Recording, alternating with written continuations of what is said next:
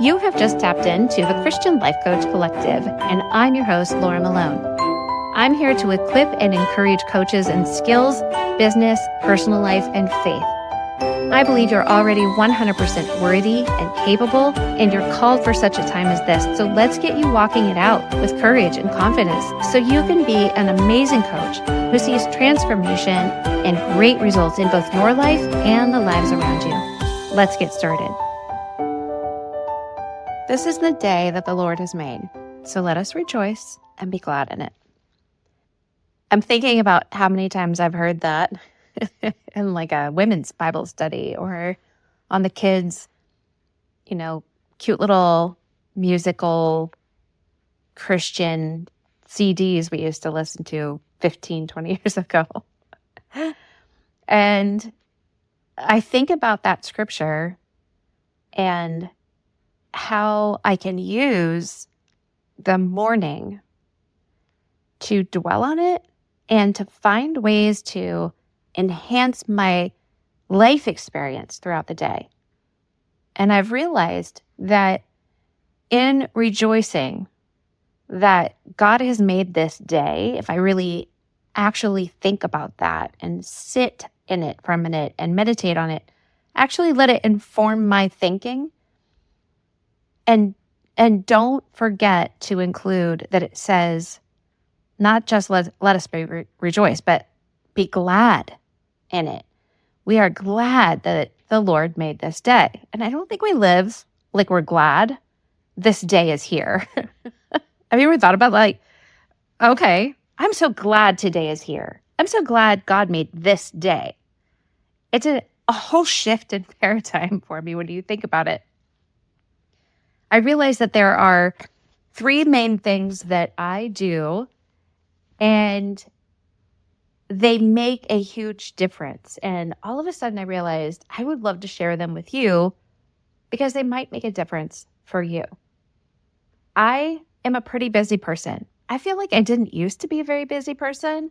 And maybe that's just because my perception or perspective of it changed. But I feel like very busy. Like my days are very full because there's so much to do that other people are waiting for. I used to have a lot going on and not really realize it. And I think it's because most of the things I needed to do were coming from an internal expectation, internal requirements, like things I need to get done in the house, things I need to do for homeschooling, for my kids, my husband, even our ministry, Crisis Response International, like a lot of those things, they weren't deadlines from outside of me. And I was used to packing and going and all those things. It was just like, that's the way my life is. And I think other people thought my life was busy. But I didn't feel like my life was busy. And now I feel like there's just literally not enough time in the day. So I have to use it really, really well. I have to have a strategy. I have to have clarity. I have to know how I'm going forward, even while I'm still flexible and I can adapt to what comes my way. But I know that when I wake up in the morning and I do these three things, it makes a huge difference in how I feel fruitful and fulfilled throughout the day. So whether you are managing two jobs, like you've got a job, but you started a coaching business on the side, or you're full-time solopreneur, you're the entrepreneur and you're the technician and you're the coach and you're the person who does everything. Maybe you have kids, maybe you don't, maybe you are running other things in your life or you're really active in your community, your neighborhood, your church, and you've got a lot going on in addition to this dream and calling as a coach on your life. Think about setting time to start your morning out in a way that is intentional and fruitful. And my number one is talk to Jesus first. So I don't always set an alarm, but I do like to wake up and lay in bed and actually just spend time listening to God and just saying, hi, hey, Jesus, good morning, right? Psalm 143:8 says, let me hear in the morning of your steadfast love, for in you I trust. I just want to hear God speak love to me and remind me, like, this is why I trust him. He's with me all of the time. He's like already here in my house, in the bedroom, sitting on the bed, watching me sleep kind of thing. Like in that context of Emmanuel, Holy Spirit, God with us, Jesus is right there all of the time. And so just spending time listening to what his heart says and talking to him, like just regular morning conversation, not a liturgical service or intense intercession or perfect speech. It's just a conversation with this man who's always right there. Like, what if you just wake up to him and say hello and share your heart with him? Listen to what's in his heart. You could set an alarm just 5 or 10 minutes extra before you have to get out of bed and spend that time in your bed, on your pillow, just be wrapped up in your blankets and say, good morning. What are you thinking today, Jesus? What do you, and just actually sit and wait to see what he says. I like these scriptures, Psalm 88:13. But I, O Lord, cry out to you. In the morning, my prayer comes before you. Psalm 119, verse 147 says, I rise before dawn and cry for help. I hope in your words. I hope in your words. You can hope in the words Jesus speaks to you. But how do you hope in words you cannot hear spoken because you're not listening? You're not dialed in, right? Mark 1:35 says, and rising very early in the morning, while it was still dark, he, meaning Jesus, departed and went out to a desolate place where he prayed. He rose really early in the morning and he spent that time with his Father, right? So what does that mean for you to talk to Jesus first? Before you talk to anybody else, before you call a friend, before you listen to the news, before you listen to the kids crying, complaining, or start, complaining to your husband or telling everybody what they need to get done for the day. What if you woke up and you're just like, hey, Jesus, it's good to see you. It makes a huge difference for me. My number 2 thing is, this is something that I've had to cultivate, but now that I grasp it, I love it. It's so delicious. It's called enjoying silence. Don't turn anything on. Don't pick up your phone. Don't start watching something. Don't listen to something. Don't scroll or read whatever it is, your book on the device. Like, actually take some time and let there be silence in your house and in your mind to whatever degree you can. My one exception is that I do sometimes read, especially if it's like early in the morning and I don't want to turn a light on because it's dark. I read the Bible app on my iPad and I turn the light down low. I change the lighting on it and everything, the blue light, all that stuff. And I dig in and I dial into what the word is saying on there. But I also have all notifications turned off on my devices. My phone lets me know I have a text message or a phone call. Every other notification is turned off because I check things when I am ready to go check them. I only have notifications set for things where my kids need to reach me, my employees need to reach me, my husband, and like family members, right? That is what's important, and that's what gets my attention. So I can be on my iPad and not have distractions because I have it set that way. My point being isn't that you shouldn't be on a device as much as it's not being on a device is something that, or when you are on a device, it's something that allows you to fill your mind with things unintentionally because you could just swipe right over and be on Facebook, Instagram, X, whatever, Pinterest, and you're like filling your mind with all these things that come at you then rather than being intentional about what is allowed to come into your thoughts. And I believe morning is really just the best time to be intentional at your foundational place. And it's if you're going to open a device and press play on something, make sure that it is actually what you want to put into your mind today. Makes me think about, it was about, I don't know, more than 10 years ago. I decided to stop putting any form of sugar in my coffee. It was back then Splenda was really popular, and my husband and I both drank like, I don't know, half and half with a couple of Splendas in our coffee. And it changed the way my body wanted sugar for the rest of the day. So when I stopped drinking sugar in my coffee, waking my body up with some form of sugar, it changed what I wanted, what my body thirsted and hungered for the rest of the day. And I feel that way, that like whatever you put in your body and in your soul at the beginning of the day is going to impact the way that you spend the rest of your day. How your soul and your body is set to go through the day, how your mind is set up to experience life. So what if you just use some silence to listen to Jesus, but also to hear yourself think? Is there really another time of day when you can hear what your soul is saying? Are you actually paying attention during dinner to what you were thinking, or in the car line at school, or while you're at your computer trying to figure out, how do I market on the internet as a solopreneur coach? How do I let people know? How do I cultivate this offer? How do I do this better? How do I create more coaching methods? How do I, are you actually thinking about what you're thinking?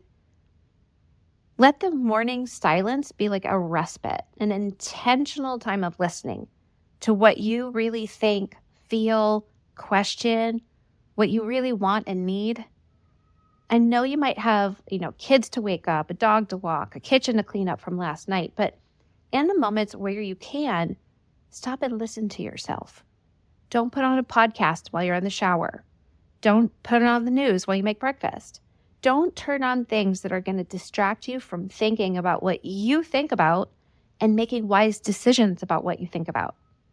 So if you're the kind of person, like my husband, who wakes up and just wants to start talking ASAP, what if you started singing instead, or like whatever comes out of your mouth is praising God or talking out loud to Jesus? Tell him who he is to you and remind your own soul of who he is and what he's done. And say out loud the promises that are over your life. Do paradigm shifting work that's going to sustain you through the day. Say things that are truth, big T truth. And if you need to, choose a couple of scriptures and post them somewhere in your house where you see them and you can walk through the house repeating them and meditating on them. Psalm 59:16 says, I will sing of your strength. I will sing out loud of your steadfast love in the morning. For you've been to me a fortress and a refuge in the day of my distress. Listen, we need this. We need to be singing of God's steadfast love in the morning because he's our fortress and our refuge. And we all are in distress, we need to remember. If you really need or want something on the TV or computer, I recommend going to YouTube and put on worship videos. Our favorites in the house are Maverick City Music. This, a young woman named Harvest. She's amazing. We love her. Jonathan, David, and Melissa Helzer, and Upper Room, which I literally have on the TV right now while I'm listening to this guy at Upper Room, Justice Tams. He's leading a prayer set, and it's just, it just permeates the room. My husband also loves Garrett and Kate on YouTube. And doing this, it helps me feel like there's movement and energy in the room while I'm working. There's something on the TV, but my mind isn't pulled away and distracted from the work that I'm actually doing. Plus, that worship changes the atmosphere in my home and my office. And if I do get distracted from working, it's literally just stop and worship Jesus. So it's kind of a win-win situation. I do like something on the TV, whether it's just one of those AI-generated screens of like a beach, like a couch in front of the beach, or this outdoor patio where there seem to be fires, dogs, cats, candles, couches, and also you're in the mountains and the snow doesn't pile up on your furniture. I love that. And there's usually like jazz piano in the background. But I want the atmosphere in my house and in my office to be shifted. And worship does that. It actually changes the frequency of the atmosphere, whether you know it or not. So go with it. Number 3, this is my main one here that I want to dial in on. It's called creating a morning vision. So it's really fun. Before you dive into all the other things you have to do. So let's just say you woke up, you talked to Jesus, you got out of bed, you enjoyed the silence, you thought about what you're thinking about. Before all of the other things you're doing, stop and pull out a piece of paper and a pencil and write a full page of how you envision your day going. Who you are in it, what you're doing, like with hope. If you know some of the things you need to do or what's coming your way, just write out who you're going to be and how you're going to face them, and like let it flow without judgment. Don't edit it. Don't spend time erasing and rewriting. You're going to throw this away. Nobody's going to look at it. It does not matter. It also helps you learn to stop editing yourself and reveals how much energy you probably spend changing yourself to meet unspoken and perceived requirements. So let it just come out the way that it rises up in your mind as you're writing. There's no protocol, no formula. It's not a magical solution to anything. It's just going to help you find direction and bear more fruit because you're having a vision. You're setting a foundation for what your day is going to look like. So I say to use paper and pencil to put your vision for the day into being instead of typing it out, because writing on paper actually engages your brain in a really specific way that's going to help you tune in and make a stronger connection to your vision. So it connects to your spirit. Well, it connects your spirit, your soul, and your body all together at a deeper level. And it eliminates those distractions of technology for sure. So it also allows you to keep writing with less self-editing. So you're not naturally just going to hit delete, delete, delete, right? It slows you down while you're in this process, and it actually makes what you're writing more tangible to you. I created a free morning vision resource for you. You're going to find the link to that in the show notes. It's a few pages of prompts, so you can use it as a framework to get you started on your morning vision. You can print it out, write on them, or just use those prompts as an outline for different thought ideas that you can use in your own journal or on your own pad of paper. And after you write it out, like if you want, just leave it on your desk or on the kitchen table. Look at it throughout the day if you need some reminders. If you use the prompts, you don't even have to fill it all in. Just use what flows. You don't have to strive here, make it hard. Don't overthink this. Don't overcomplicate it. It's supposed to just be easy. Let it flow out, create a vision, be intentional, and then walk away. Look at it if you want to, but we're going to throw this away and start fresh tomorrow with new vision, even if some of that vision carries over from today. But just remember that what you're doing, there's no requirement or judgment attached to it. Even the prompts I give you have no power over you. You don't have to do something. I'm not telling you or making you do this. You make it what you want it to be. The most important thing is that you're getting really intentional about what you think and the vision you're creating for your daily life. That's how you start getting great results for yourself and your family, your business, clients, and really start cultivating a legacy for your future.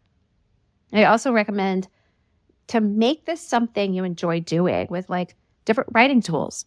A friend of mine, she loves writing on graph paper instead of lined paper or blank paper. You can use specific like writing utensils, like different, like a gel pen or calligraphy pen, whatever is for you. I really love sharp pencils, so I have a very pretty gold electric sharpener on my desk. So I'm always ready to enjoy whatever I'm writing. I actually enjoy the process of writing. And what you're writing, it doesn't even matter if it's legible.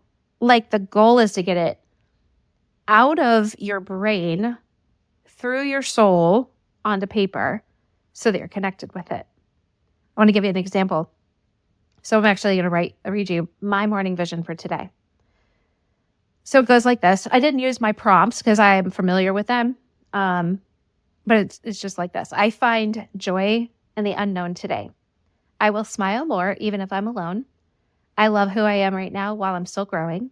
I embrace transformation. I will not be frustrated in today's meeting.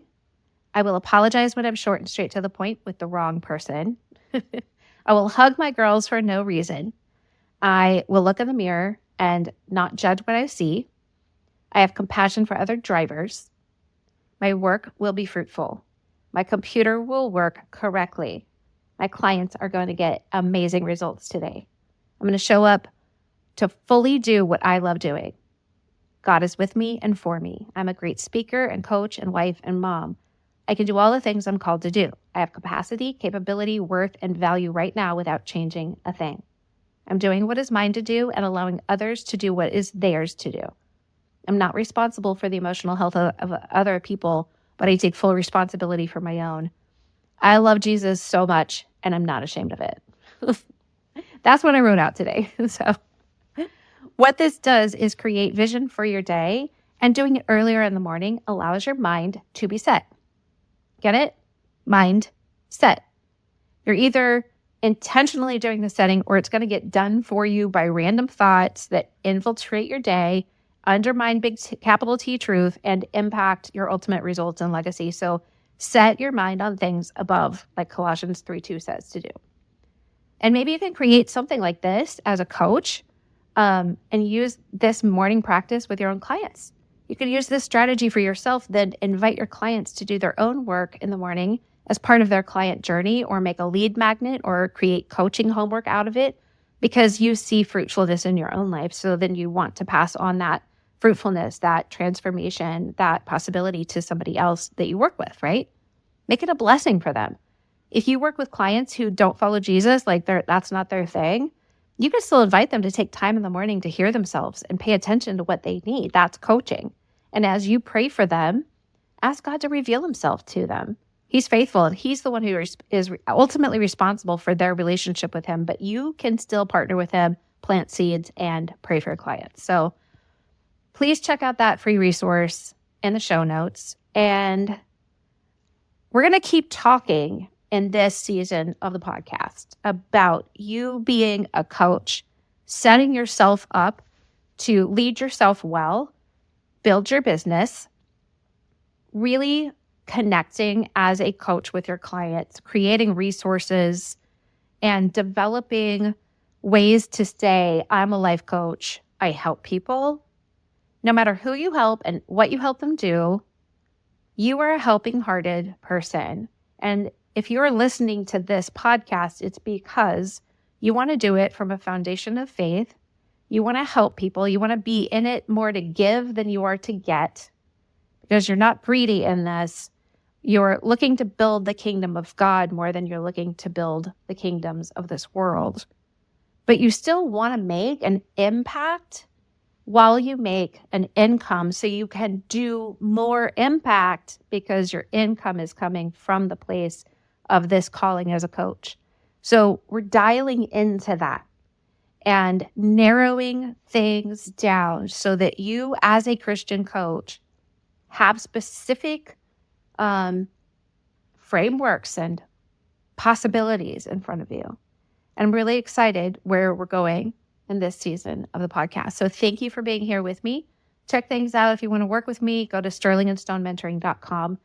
And I do life coaching, but also we do business coaching. And so we had a great conversation. All of my students, if you're in a course, you're invited to once a month call for free to dive in, and we all get on the Zoom call and we talk about everything that's going on. And it's just different every month. And we just had an amazing call yesterday where all of these women are sharing what they're thinking and what they believe about taking first steps in getting clients and, making an impact and making an income. And it's so brilliant when multiple people can come together and educate and encourage one another and connect. And so you could see, wow, other people experience the same trials and challenges and fears and things that I do. And I can see what God is doing when other people share. And I'm not just in my own head. It's really fun. So I'm actually going to be dialing in on a lot of the things that we talked about because they revealed what they're experiencing. And I know that you are likely wondering some of the same things, have some of the same questions, some of the same worries, and are looking for some of the same answers and solutions. And I want this podcast to be a resource to you. So if you know other helping hearted people who are, wanting to become a coach, thinking about it, are coaches, want to know how to find clients, how to connect with clients, how to create for clients, how to coach themselves as coaches, how to build businesses that create an impact and an income, then please share this podcast with them. I really want to help serve you and others. And I bless you to believe in yourself today. And I'll talk to you soon.